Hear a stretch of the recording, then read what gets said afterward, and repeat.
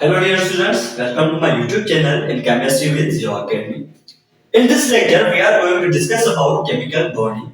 But in previous lectures, we have covered two chapters by including atomic structure, and along with this chapter, we have also discussed about periodic table. But today, we are going to discuss about chemical bonding.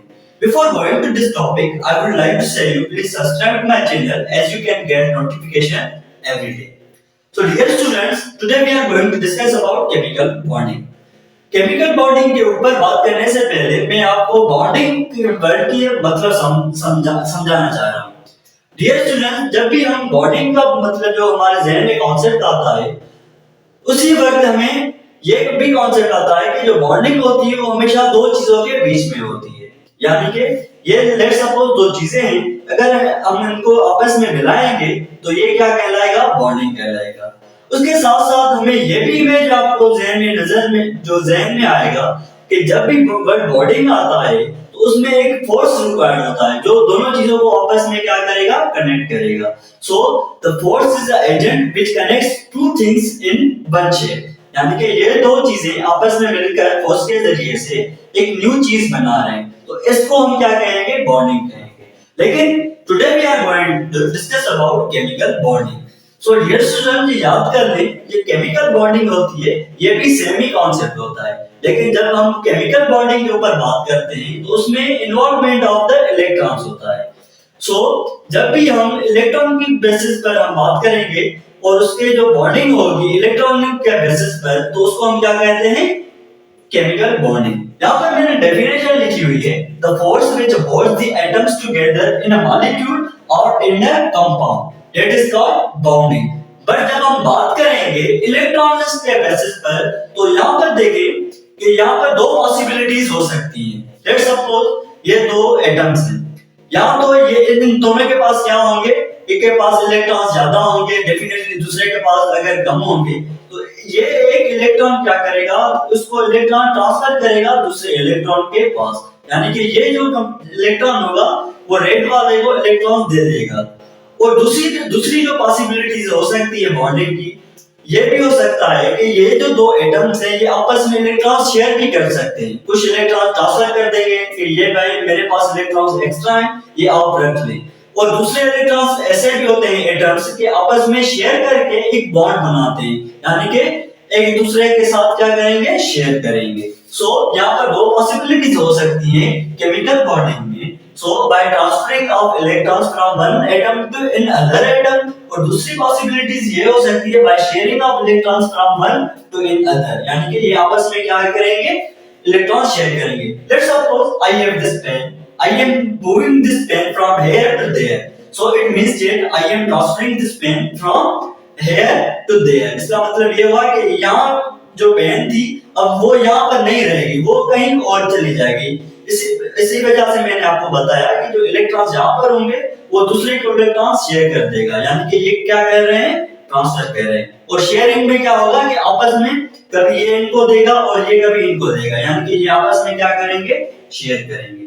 अगर हम बात करें chemical bonding में, तो इनका reason क्या होता है कि ये आपस में बाउंडेड होते क्यों है? केमिकल मतलब जो एटम्स होते हैं वो अगर बाउंडेड तो होते हैं, लेकिन उसका रीजन क्या होता है जो आपस में मतलब बॉन्ड बनाते हैं? तो डियर स्टूडेंट्स, इसके लिए आप ये बात ध्यान में रख लें। अगर हम देखें व्हाई एटम्स गेट्स बॉन्डिंग, इसका जो हमारा आंसर होगा कि एटम जो होते हैं उनमें क्या होते हैं? ऑर्बिट्स होते हैं।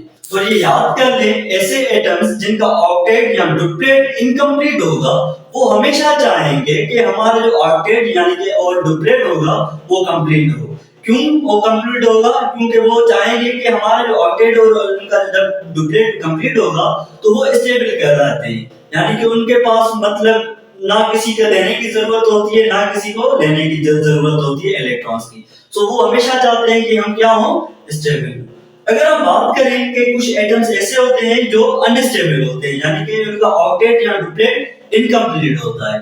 अगर हम बात करें कंप्लीट वाले के ऊपर, तो नोबल गैसेस होती हैं, लेट्स सपोज हीलियम, नियॉन, ये जो हमें नोबल गैसेस होते हैं जो at a group of periodic table, ये मैंने सारा चीजें जो पीरियोडिक चैप्टर में पढ़ाया हुआ है।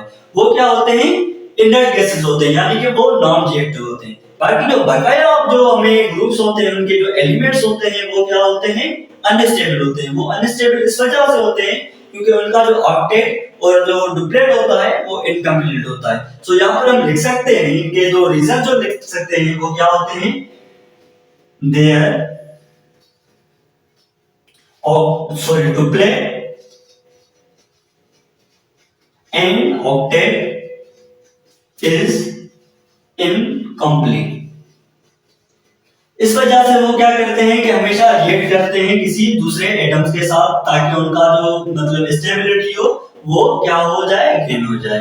और जो दूसरा रीजन ये होता है, जब भी किसी भी जो एटम्स होते हैं अगर उनका जो डुप्लेट और ऑक्टेट इनकम्प्लीट होता है तो वो क्या कहलाते हैं, अनस्टेबल कहलाते हैं। तो उसके लिए हम क्या लिखेंगे, अनस्टेबल। और जो एटम्स अनस्टेबल होते हैं, सो डियर स्टूडेंट्स ये याद कर लें कि जो उनकी एनर्जी होती है वो हाई होती है। It means that instability has the direct relation with energy. यानी कि कुछ एटम्स जो होते हैं, यानी कि जो रिएक्टिव एटम्स होते हैं, उनकी एनर्जी हाई होती है और एनर्जी हाई होने की वजह से वो अनस्टेबल होते हैं। और अनस्टेबिलिटी किस वजह से होती है, क्योंकि उनका जो डुप्लेट या ऑक्टेट होता है वो इनकम्प्लीट होता है। अगर हम बात करें कि दो एटम्स, लेट्स सपोज ये हाइड्रोजन हमारा एटम है और दूसरा भी ये जो हमें, ये दो हाइड्रोजन के एटम है। ये जो एटम होंगे इनकी एनर्जी क्या होगी, मैंने आपको बताया कि वो अनस्टेबल है, क्योंकि इनके जो इलेक्ट्रॉन्स की बात करें तो इसमें भी क्या होता है, एक इलेक्ट्रॉन होता है और इसमें भी एक इलेक्ट्रॉन होता है। और ये जो इनमें एक एक इलेक्ट्रॉन होगा तो वो हमेशा चाहेंगे कि हमें क्या हो, दो दो इलेक्ट्रॉन्स हो, यानी कि हमें क्या क्या होना चाहिए कि हमें ऑक्टेट या उनका जो डुप्लेट हो वो कंप्लीट होना चाहिए। यहाँ पर डेफिनेटली इनका डुप्लेट कंप्लीट करने की वो ट्राई करेंगे, क्योंकि ये हाइड्रोजन एटम में एक एक आउटर मोस्ट शेल में इलेक्ट्रॉन होते हैं। यहाँ पर देखेंगे ईच जो मतलब एटम है इनकी एनर्जी क्या है।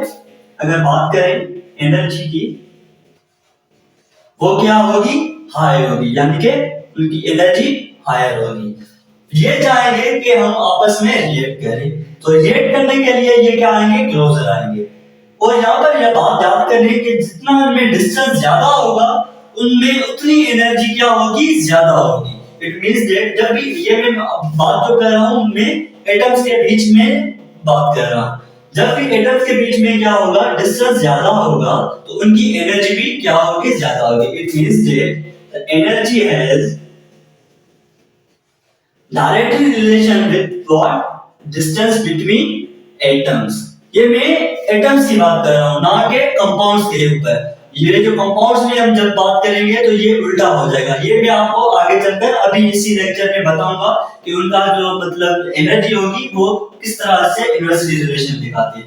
लेकिन अभी आप एटम्स के ऊपर आए, सो इनमें क्या होगा, जितना ये डिस्टेंस ज्यादा होगा उनकी एनर्जी क्या होगी, ज्यादा होगी। जब ये करीब आना शुरू हो जाएंगे कि ये इनमें क्या होगा, डिस्टेंस कम होता जाएगा, तो इसमें क्या होगा कि इनकी एनर्जी भी क्या होती जाएगी, कम होती जाएगी, क्योंकि ये एनर्जी क्या करेंगे, लॉस करेंगे और इसमें जो बॉन्डिंग होगी वो क्या हो जाएगी, कंप्लीट हो जाएगी। जब ये आपस में एक साथ मिल जाएंगे तो ये क्या हमारा बनेगा, एक कंपाउंड बनेगा जिसको हम क्या कहते हैं, H2, यानी कि मॉलिक्यूल हमें बना। यहाँ पर देखें कि इनके बीच में जो डिस्टेंस जितना कम होता जा रहा है उसमें एनर्जी भी कम होती जा रही है और वो हमें एक स्टेबल कंपाउंड या मॉलिक्यूल देने स्टार्ट हो जाएंगे। तो यहाँ पर हमारा एक मॉलिक्यूल बना जिसको हम क्या कहते हैं, hydrogen molecule. So dear students, I hope you have got this concept according to my lecture. Now we are knowing how many types are bonding.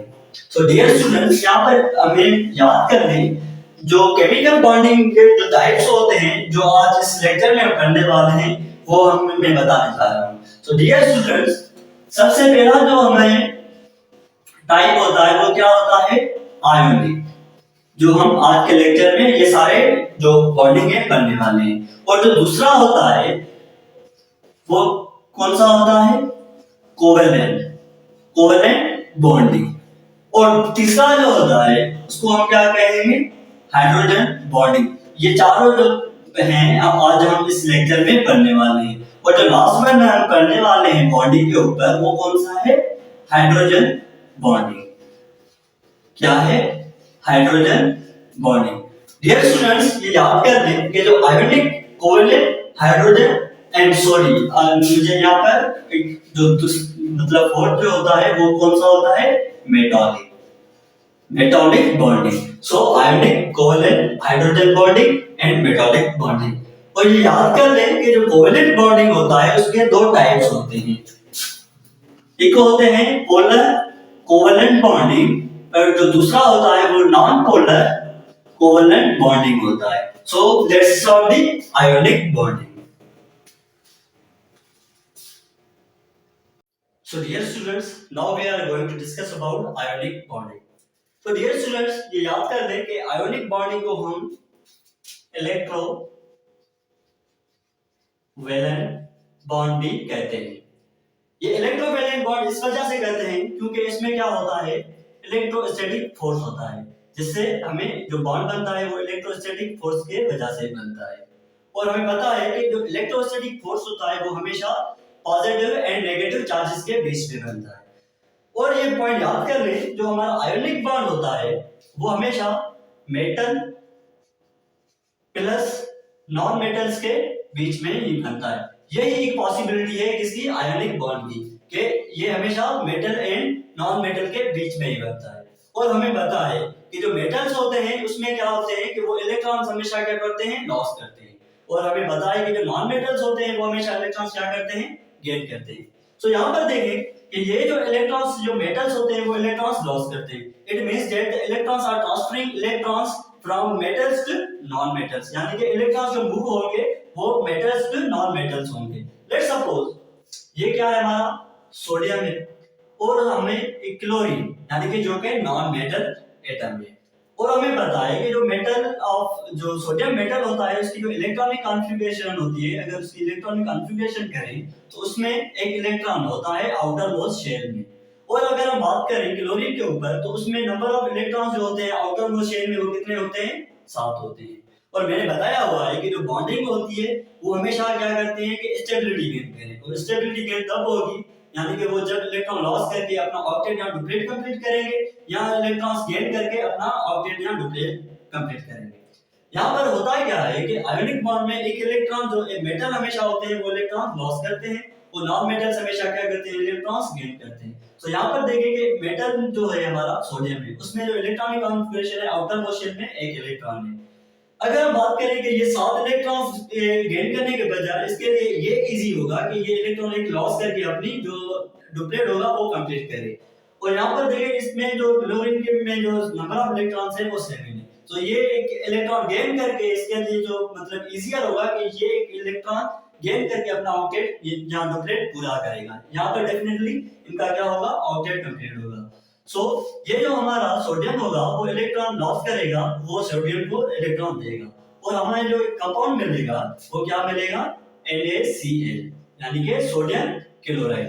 अगर हम बात करें कि एनर्जी के ऊपर तो डेफिनेटली मैंने बताया कि जो एनर्जी ऑफ एटम्स होता है वो हमेशा ग्रेटर होता है। वो एनर्जी लॉस करके हमें एक कंपाउंड देंगे जो कहलाता है सोडियम क्लोराइड। और अगर हम इन दोनों की कंपैरिजन की बात करें तो डेफिनेटली तो sodium chloride compound has the less energy than the atom. It means that it has the much stability, यानी कि इसकी जो स्टेबिलिटी होगी वो क्या होगी? ज्यादा होगी as compared to their atoms. यहाँ पर देखें कि ये जो इलेक्ट्रॉन हमें सोडियम है वो इलेक्ट्रॉन लॉस करा है। इट मींस दैट इसके ऊपर कौन सी चार्ज आएगी? पॉजिटिव, जो कि केटोन कहलाता है। यानी कि जब वो इलेक्ट्रॉन्स लॉस करें तो उसको हम क्या कहते हैं? केटोन। और जो इलेक्ट्रॉन्स गेन करेगा यानी कि जो डिफिशिएंट ऑफ इलेक्ट्रॉन, यानी कि डिफिशिएंट तो नहीं कह सकते लेकिन ये जो जब इलेक्ट्रॉन्स गेन करेगा उसको हम क्या कहते हैं? एनोन, यानी कि इसने क्या किया हुआ है? इलेक्ट्रॉन गेन किया हुआ है। डियर स्टूडेंट्स, यहाँ पर देखें मैंने बताया कि इसमें क्या होता है? Electrostatic force. और मैंने इलेक्ट्रोस्टैटिक फोर्स ये भी बताया कि वो हमेशा पॉजिटिव एंड नेगेटिव चार्जेस के बीच में ही होता है। सो यहाँ पर देखिए जो हमें पॉजिटिव चार्ज है वो सोडियम के ऊपर है और क्लोरीन के ऊपर क्या कौन सी चार्ज आएगी? नेगेटिव आएगी, क्योंकि ये इलेक्ट्रॉन गेन कर रहा है। सो यहाँ पर देखें इसमें क्या होगा, एक इलेक्ट्रोस्टैटिक फोर्स होगा जो इन दोनों को आपस में एक बाउंड करेगा। यानी कि यहाँ पर देखें जो इलेक्ट्रॉन्स की क्या होती है, लॉसिंग एंड गेनिंग होती है, उस वजह से एक फोर्स ऑफ अट्रैक्शन होता है। वो फोर्स कौन सा होता है, इलेक्ट्रोस्टैटिक होता है। उस इलेक्ट्रोस्टैटिक होने की वजह से हमें क्या मिल रहा है, सोडियम मिल रहा है। और सोडियम के मिलने से एक हमारे इलेक्ट्रॉन्स के मिलने से हमें एक कंपाउंड मिल रहा है जो कि सोडियम क्लोराइड कहलाता है, जिसकी स्टेबिलिटी हायर है as compared to their atoms. यहाँ पर देखिए अगर हम डेफिनेशन की बात करें या इसको देखते हुए तो देखें कि ये जो बॉन्ड बनता है कि ट्रांसफरिंग ऑफ इलेक्ट्रॉन्स बन रहा है। सो यहाँ पर हम लिख सकते हैं the bond which is formed by transferring of electrons from one atom to another. So transfer कौन कर रहा है, हमारा मेटल कर रहा है, और जो गेन कर रहा है वो कौन सा है, हमारा नॉन मेटल है। तो डियर स्टूडेंट ये इसकी डेफिनेशन हुई कि a bond which is formed by the transferring, यानी कि कंप्लीटली ट्रांसफरिंग, जस्ट ट्रांसफरिंग भी नहीं, यहां पे हम क्या लिखेंगे, completely transferring, completely transferring of electrons from one atom to another atom, that is called ionic bond। यही हमें डेफिनेशन मिली है आयोनिक बॉन्ड की। यहाँ पर देखें इसको हम इलेक्ट्रोवैलेंट इसीलिए कहते हैं कि उसमें क्या होता है कि इलेक्ट्रॉन्स की हमेशा डिफिशिएंसी होती है, यानी कि उसमें इलेक्ट्रॉन्स या तो कुछ इलेक्ट्रॉन्स गेन करते हैं या कुछ इलेक्ट्रॉन क्या करेंगे, ऑप्टेन करेंगे, यानी कि ट्रांसफर करेंगे या लॉस करेंगे। अगर हम बात करें आयोनिक बॉन्ड के ऊपर, so dear students ionic bond जो होता है वो हमेशा याद कर लें पॉइंट, वो नॉन डायरेक्शनल होता है। क्या होता है, नॉन डायरेक्शनल होता है। ये आपको स्क्रीन पर एक नजर देखें कि आपके स्क्रीन पर सोडियम क्लोराइड की पिक्चर नजर आ रही है। देखें कि हर एक जो एटम में वो एक साथ मतलब बॉन्डेड है। देखिए कि किस तरह से उनकी बाउंडेड यानी क्लोज बॉन्डिंग है, कि इनमें कोई भी डायरेक्शन नहीं है कि इस वजह से ये इसके डायरेक्शन इधर जा रहा है, उसका डायरेक्शन इधर जा रहा है, कोई भी इसमें डायरेक्शन नहीं है। हर केटायन एनायन के साथ बाउंडेड होता है और each anion is bounded with cations. So यहाँ पर जो हमें आयोनिक जो होते हैं वो क्या होते हैं, नॉन डायरेक्शनल होते हैं। और ये याद कर लें कि जो आयोनिक कंपाउंड्स होते हैं वो हमेशा क्या होते हैं, सॉलिड स्टेट में होते हैं। अगर हम बात करें इनके प्रॉपर्टीज के ऊपर, so let's start the properties of the covalent bonding. So dear students, now we are going to discuss about the properties of ionic compound. So dear students, मैंने आपको बताया था कि जो ionic compound में जो force of attraction होता है वो due to electrostatic force होता है, और ये याद कर लेंगे कि जो electrostatic force होता है वो strong force होता है। इस वजह से जो ionic compounds होते हैं वो क्या होते हैं, they are solid in structure, solid in structure। सो उसमें क्या होता है कि जो मतलब क्रिस्टल्स होते हैं बनते हैं, यानी कि एक प्रॉपर शेप होती है। वो क्यों होती है, वो इलेक्ट्रोस्टैटिक फोर्स की वजह से होता है। अगर हम बात करें दूसरी प्रॉपर्टीज के ऊपर आइडेंटिफाई करने के लिए, तो ये याद कर लें, they are good conductor of electricity. So ये याद कर लें कि ये जो कंपाउंड्स होते हैं वो इलेक्ट्रिसिटी को कंडक्ट करते हैं, लेकिन इन सॉल्यूशन, जब भी हम लेट्स सपोज हम एक सॉल्यूशन ले रहे हैं वाटर एंड किसका, NaCl का, तो उसमें क्या होते हैं, वो आयंस फ्री हो जाते हैं, तो उसमें जो हमें इलेक्ट्रिसिटी होती है वो इजीली कंडक्ट हो जाती है। अगर हम बात करें तीसरी पॉइंट के ऊपर, so they are soluble in polar solution, यानी ऐसे सॉल्यूशन जिसमें क्या हो, दो पोल्स हो, पॉजिटिव एंड नेगेटिव। और जब भी हम उसमें क्या करेंगे, आयोनिक कंपाउंड्स मतलब डिसॉल्व करेंगे तो वो क्या हो जाएंगे, सॉल्युबल हो जाएंगे, यानी कि वो उसमें क्या हो जाएंगे, डिसॉल्व हो जाएंगे। So they are soluble in polar solution. और उसके साथ साथ ये पॉइंट भी याद कर लें कि जो आयोनिक कंपाउंड्स होते हैं दे हैव हाई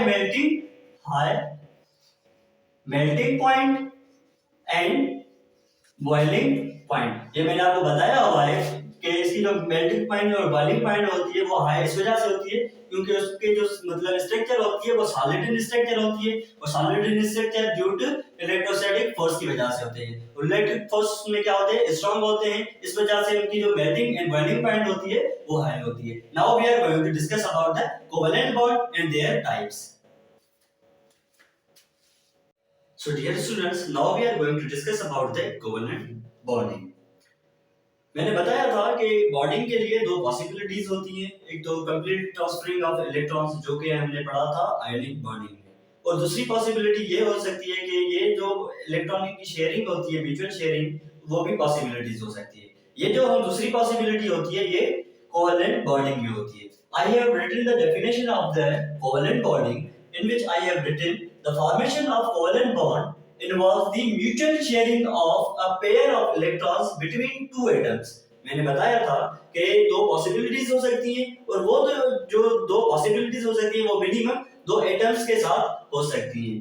और जो इसमें जो यहाँ पर कह रहा है the formation of covalent bond involves the mutual sharing of a pair of electron, यानी कि एक पेयर का होना लाजमी होगा इसमें कोवेलेंट बॉन्ड में, और each atom contributes one electron to pair, यानी कि जब भी दो एटम्स होंगे अगर इनमें एक एक इलेक्ट्रॉन होता है आउटर मोस्ट शेल में तो ये क्या करेंगे, शेयर करेंगे। सो ईच जो एक हमारा पेयर बनेगा और वो जो पेयर बन रहा है उसमें जो एक इलेक्ट्रॉन होगा वो इस एटम का होगा और दूसरा जो इलेक्ट्रॉन होगा वो इस एटम का होगा। वो आपस में जब मिलेंगे और शेयर करेंगे तो each pair has the one single atom electron of each atom. So यहाँ पर क्या कह रहा है, each atom contributes to one electron to pair।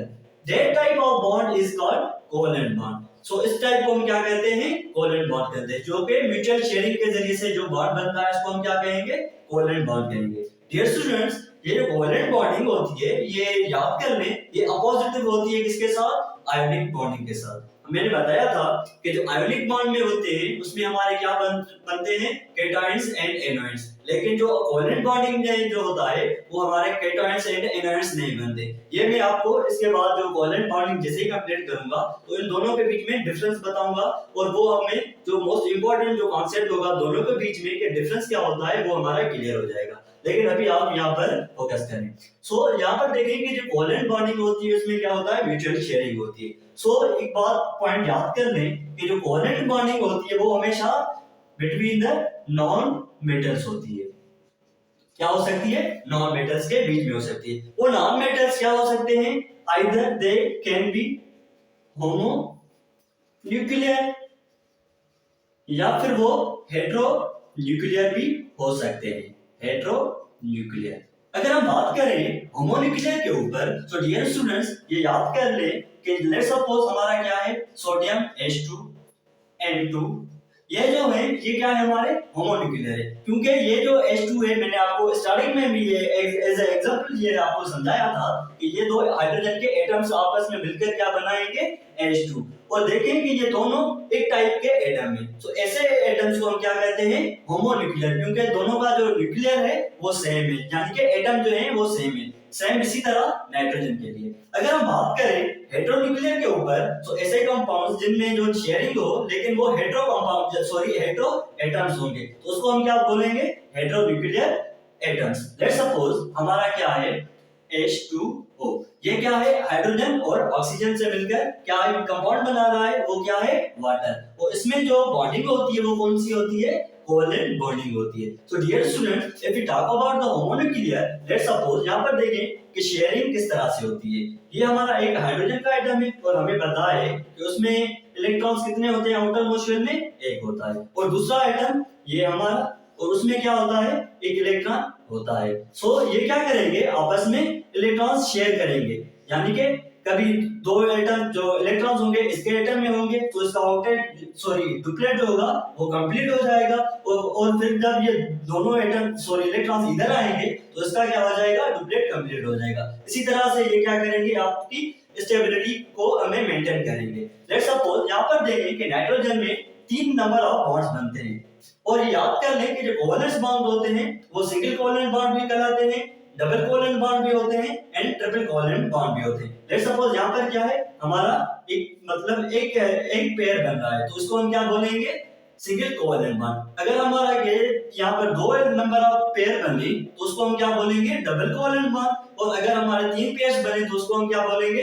Triple covalent bond. Let's suppose हमारा जो नाइट्रोजन होता है उसकी हम अगर हम इलेक्ट्रॉनिक कॉन्फ़िगरेशन करें each atom of the nitrogen, तो हमें पता है कि atomic number of nitrogen is 7, so 1s2 2s2 and 2p3। सो यहाँ पर देखें कि जो आउटर मोस्ट शेल है उसमें नंबर ऑफ इलेक्ट्रॉन्स है वो कितने हैं, 3। यानी कि ये भी जो काउंट होंगे ये होते 5 हैं, लेकिन जो इन्वॉल्वमेंट होगी कोवेलेंट बॉन्ड में वो 3 करेंगे। सो लेट्स सपोज ये इसमें क्या होंगे, पहले में नंबर ऑफ इलेक्ट्रॉन्स कितने आएंगे, मतलब ऑर्बिट में 2, जो रिमेनिंग होंगे वो आउटर मोस्ट शेल में आएंगे। सो अगर हम 7 में से 2 सॉरी पहले ऑर्बिट में चले गए तो रिमेनिंग कितने हुए, 5 इलेक्ट्रॉन्स होंगे। सो यहाँ पर देखिए ये 2, ये 1 2 3। और सेम इसी तरह जो दूसरा नाइट्रोजन का आइटम होगा ये भी हमें इसमें जो नंबर ऑफ इलेक्ट्रॉन्स होंगे वो कितने होंगे, 5 होंगे। सो 1 2 3। सो नाउ सी है, आप क्या करेंगे कि ये ईच पेयर क्या करेंगे, बाउंडेड हो जाएंगे। सो यहाँ पर देखिए कि कितने नंबर ऑफ पेयर बन रहे हैं, 3 बन रहे हैं। So it means that it has the triple covalent bond. So हमारा जो कोवेलेंट बॉन्ड होता है उसमें 3 टाइप्स के होते हैं, यानी कि सिंगल कोवेलेंट बॉन्ड अगर एक पेयर मतलब इन्वॉल्वमेंट हो म्यूचुअल शेयरिंग में तो सिंगल कोवेलेंट बॉन्ड कहलाएगा। अगर 2 पेयर होंगे तो वो डबल पेयर मतलब सॉरी डबल कोवेलेंट बॉन्ड कहलाएगा। अगर 3 पेयर इन्वॉल्व होंगे तो उसमें क्या होगा, double covalent bond. Let's suppose oxygen में अगर आप देखेंगे तो उसमें 2 पेयर्स इन्वॉल्व होते हैं तो उसमें क्या होता है, मतलब डबल कोवेलेंट बॉन्ड कहलाएगा। So dear students, if we talk about the difference between the ionic compounds and the covalent compounds, so I have written some points here. मैंने जो पहली पॉइंट लिखी हुई है वो लिखी हुई है they can be found by metals and non-metals, whereas the जो covalent compounds होते हैं these compounds can only found by the non-metals, फिर वो चाहे homonuclear हो या heteronuclear हो, ये मैंने आपको ऑलरेडी बताया हुआ है। अगर हम बात करें दूसरी पॉइंट के ऊपर, यहाँ पर क्या होता है कि complete sharing of electrons from one atom to another atom, whereas in covalent compound there is a mutual sharing of the electrons। और मैंने बताया हुआ है कि जो इलेक्ट्रोनेगेटिविटी होती है आयोनिक कंपाउंड्स की वो 1.7 होनी चाहिए या उससे ज्यादा होनी चाहिए, तभी जाकर आयोनिक जो कैरेक्टर होता है वो 50% से ज्यादा होता है। यानी कि ये कौन से कंपाउंड कहलाते हैं जिसका जो आयोनिक कैरेक्टर होगा वो 50% होगा जब भी इलेक्ट्रोनेगेटिविटी 1.7 या उससे ज्यादा होगी। और मैंने बताया हुआ है कि जो आयोनिक कंपाउंड्स होते हैं वो सॉलिड इन स्ट्रक्चर होते हैं, therefore they have the structure, यानी कि वो कुछ क्यूबिक होते हैं, टेट्राहेड्रल होते हैं, यानी कि ये जो टाइप्स होंगे अभी हम इस पर भी एक लेक्चर बनाएंगे कि क्रिस्टल्स के टाइप कौन से होते हैं। बट अगर हम बात करें कोवेलेंट कंपाउंड्स के ऊपर तो उसमें क्या होते हैं, दे कैन नॉट सॉरी उसमें क्या होते हैं वो या तो लिक्विड्स होते हैं या फिर गैसेस फॉर्म में होते हैं। यहाँ पर कहीं मैंने पॉइंट लिखी होगी, लेकिन अभी हम आयोनिक कंपाउंड्स के कैरेक्टर्स पढ़ रहे हैं। और जो आयोनिक कंपाउंड्स होते हैं उसमें क्या होता है, आयंस की फॉर्मेशन होती है किसमें, सॉल्यूशन में। ये याद कर लें कि आयंस की formation of ionic compounds always found in solutions. फिर वो केटायंस या फिर एनायंस बनते हैं। केटायंस को हम क्या कहते हैं, पॉजिटिव, और एनायंस को हम क्या कहते हैं, नेगेटिव। ये केटायंस जो होते हैं यानी कि केटायंस हमेशा मेटल्स के बनते हैं क्योंकि वो इलेक्ट्रॉन लॉस करते हैं, और एनायंस हमेशा नॉन मेटल्स के क्योंकि वो इलेक्ट्रॉन्स गेन करते हैं। अगर हम बात करें कि 7 पॉइंट के ऊपर, यहाँ पर कह रहा है कि metals must have the low ionization potential and the non metals must have the high electron affinity. So dear student, it is a very important point of the ionic compounds. याद कर ले कि जो मेटल्स की जो ionization potential होनी चाहिए ना वो कम होनी चाहिए। जिस एटम्स की आयोनाइजेशन पोटेंशियल कम होगी तो उससे इलेक्ट्रॉन रिमूव करने से हमें इजी हो जाता है। ये मैंने आयोनाइजेशन पोटेंशियल के ऊपर भी एक लेक्चर बनाया हुआ है जो कि 10 या 12 मिनट्स का होगा, उसमें वेरिएशंस और सारा मैंने कुछ डिफाइन किया हुआ है। वो भी अगर आपने नहीं देखा हुआ तो आप जिया एकेडमी और उसमें आयोनाइजेशन पोटेंशियल सर्च करेंगे तो आपको मिल जाएगा। अगर हम बात करें कि atoms are much closer atoms are not much closer as in covalent compounds। so इसका मतलब ये हुआ कि जो atoms जब आपस में मिलकर एक covalent compound बनाते हैं वो ज्यादा क्लोजर नहीं होते एज कंपेयर्ड कोवलेंट कंपाउंड्स। ये इस वजह से नहीं होते क्योंकि जो आयोनिक कंपाउंड्स होते हैं वो इलेक्ट्रॉन्स शेयर कर देते हैं, यानी कि कंप्लीट ट्रांसफर कर देते हैं, फिर उसमें थोड़ा सा डिस्टेंस होता है, ये कंपैरिजन की बात हो रही है। लेकिन जो कोवलेंट कंपाउंड्स होते हैं वो मच क्लोजर होते हैं, जो कि मैं आपको उस तरफ से आपको मतलब बताऊंगा। और अगर हम बात करें नेक्स्ट पॉइंट के ऊपर, यहाँ पर देखें कि जो ionic compounds can not be formed if the two atoms have the same ionisation potential and electron affinity. तो ये भी पॉइंट याद कर लें कि दो एटम्स अगर उनकी क्या हो, जो आयोनाइजेशन पोटेंशियल और क्या होनी चाहिए इलेक्ट्रॉन एफिनिटी सेम होगी, तो वो कभी भी आयोनिक कंपाउंड्स नहीं हो सकते। इस वजह से ये आयोनिक जो कंपाउंड्स होते हैं वो हमेशा डिफरेंट एटम्स के बीच में बनता है, यानी कि मेटल्स एंड नॉन मेटल्स में। इसी वजह से ये क्या, अगर हमने पढ़ा था कोवलेंट कंपाउंड्स में क्या होते हैं होमोन्यूक्लियर, यानी कि दो हाइड्रोजन के एटम आपस में मिलकर कौन सा कंपाउंड बना रहे थे, यानी कि बात बना रहे थे कोवलेंट। लेकिन इसमें ये नहीं होगा आयोनिक कंपाउंड्स में। अगर हम बात करें एग्जांपल से ऊपर, यहाँ पर NaCl सीजियम क्लोराइड, यानी कि sodium chloride and caesium chloride. And if we talk about the covalent compounds, their properties, so याद कर लें कि these compounds can formed only by non-metals, फिर वो चाहे homonuclear हो या फिर heteronuclear हो। These compounds are formed by the mutual sharing of electrons, ये भी मैंने पढ़ाया हुआ है। लेकिन यहाँ पर पॉइंट देखें कि जो इलेक्ट्रोनेगेटिविटी होगी वो या तो 0 होगी या तो लेस देन 1.7 होगी। 0 तब होगी जब क्या होगी, हमारे होमोन्यूक्लियर एटम्स, यानी कि हाइड्रोजन की जो इलेक्ट्रोनेगेटिविटी होती है ईच एटम की वो 2.1 होती है। सो जब हम 2.1 से डिफरेंस निकालेंगे 2.1 का, तो हमें जो आंसर मिलेगा वो क्या आएगा, 0 आएगा। अगर हम बात करें कि हेटेरोन्यूक्लियर के ऊपर, तो उसमें क्या होता है, डिफरेंस होता है। वो डिफरेंस क्या होना चाहिए, कम होना चाहिए 1.7 से।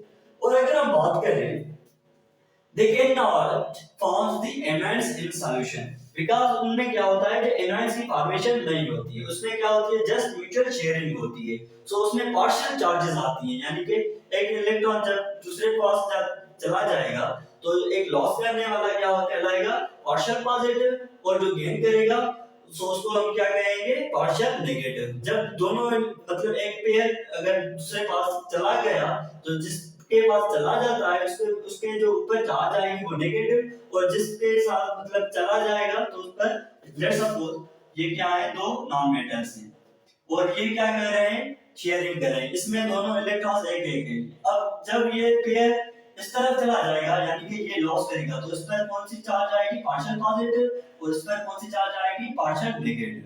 सो I hope you have got this point.